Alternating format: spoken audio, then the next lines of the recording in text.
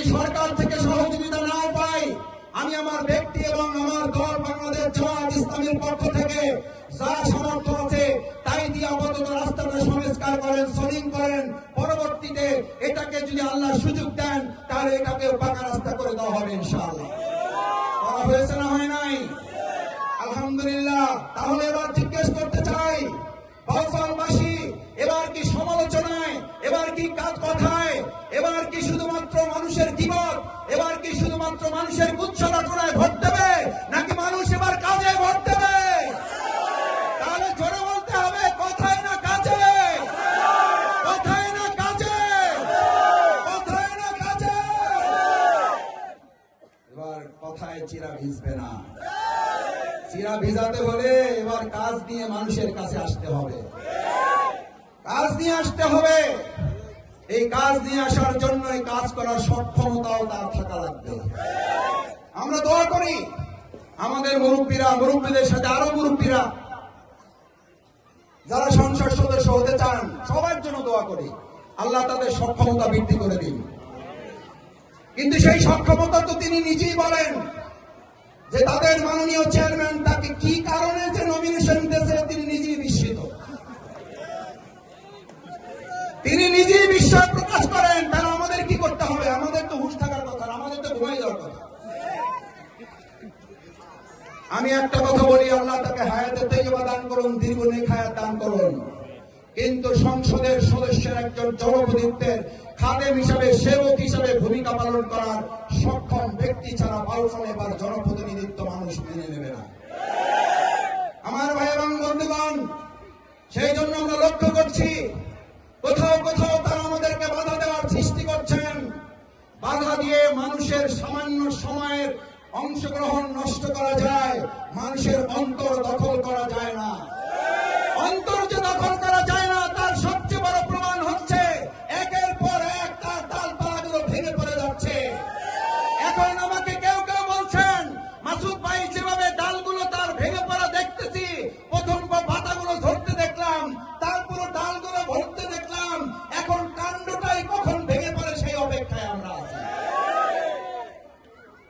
আমি কাণ্ড ভেঙে পড়ার অপেক্ষায় নাই। আমি শুধু আপনাদের একটা কথা বলে যাই, চমক আরো সামনে আছে ইনশাআল্লাহ।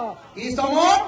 অমুক দল থেকে অমুক দলে আসা নাই, চমক হচ্ছে এবার বাউফলবাসী দল মতের উঠতে উঠে এবার তারা ন্যায় এবং ইনসাফকে বিজয় করার জন্য তারা এবার ব্যক্তি প্রতীক দেখবে না, তারা এবং আদর্শ, সততা, যোগ্যতা এবং কাজ দেখে তাদের ভোট দেবে। আশেপাশের এলাকাগুলো বলছে, মাসুদ ভাই আমরা তো পারবো না, আপনি একটু আমাদের সহযোগিতা করেন।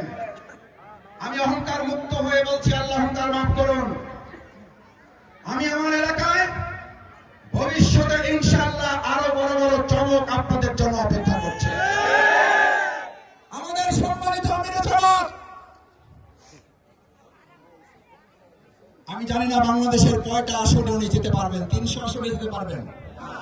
পারবেন না।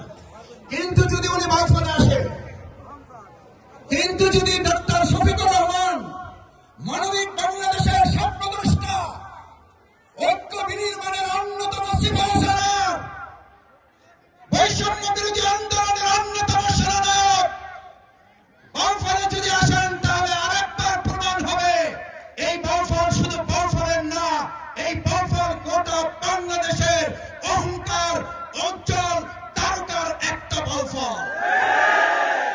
ইনশাআল্লাহ আমিরে জামাতকে অনুরোধ করেছি, আপনাদের পক্ষ থেকে দাওয়াত পৌঁছেছি, আগামী 6 ফেব্রুয়ারি ঐতিহাসিক পাবলিক ফিল্ডে সকাল 10টায় তিনি আমাদের আমন্ত্রণ গ্রহণ করে আমাদের পাবলিক ফিল্ডে আপনাদের উদ্দেশ্যে তিনি বক্তব্য রাখবেন।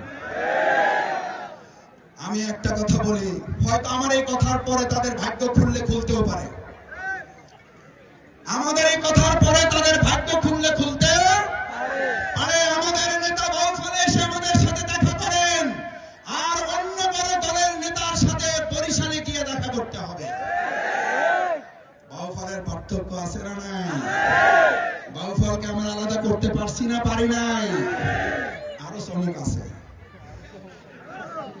মাগরিবের সময় হয়ে যাচ্ছে, বেশি চমকে আজকে গেলাম না, এই চমকটুকুর পর্যন্ত থাকেন। ইনশাআল্লাহ একের পর এক চমক দিয়ে, আমরা শুধু কথার চমক নয়, কাজের চমক দিয়ে এই বাউফলকে আমরা তার উন্নীত জায়গায় পৌঁছে দেব ইনশাআল্লাহ। আপনাদের এই মামলা অসুস্থ হলে আমার মা গর্ভবতী,